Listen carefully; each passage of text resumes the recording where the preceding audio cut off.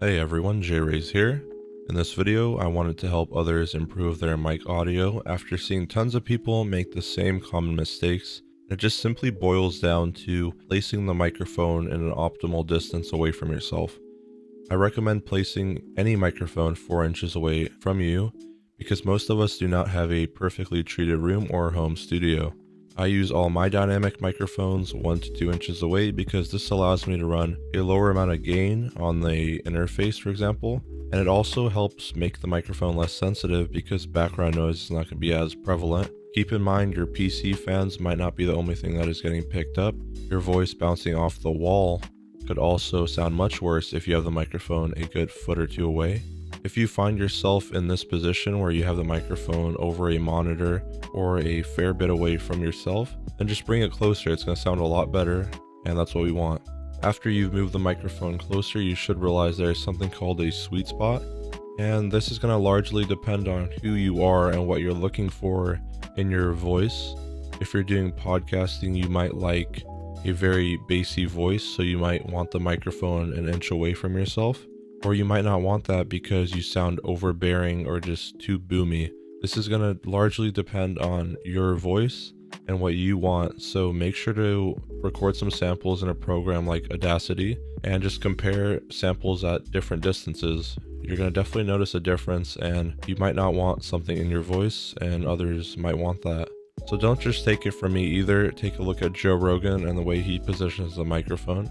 The SM7B is never more than a couple inches away, so I'm sure he really loves that proximity effect because he gets a good amount of bass coming through his voice, but for certain applications, that's not going to be great. Another thing you might encounter as you bring the microphone closer is plosives, and now plosives is when your microphone picks up a large amount of air from you saying, I don't know, Peter Piper, for example, and that can sound very unpleasing to the ears. A simple way to combat this is just speaking into the microphone off axis. I will link a video below that goes over that, so you have a very good way of combating that. Okay, so great. At this point, we probably have our microphone closer, I would hope. And we also do not have to worry about plosives. But now you might be wondering, how do I set my gain up properly now that I've moved the microphone closer or even pushed it back slightly depending on how you like to hear yourself? What I like to do is go onto a program like OBS, Audacity, or any program that has a meter, and this meter will basically tell you the dB value that you're coming in at. And I try to have my voice around the -12 dB mark because this leaves me a lot of room to get loud or excited without having to worry about clipping, which is going to sound terrible because there's a lot of distortion going on at that level.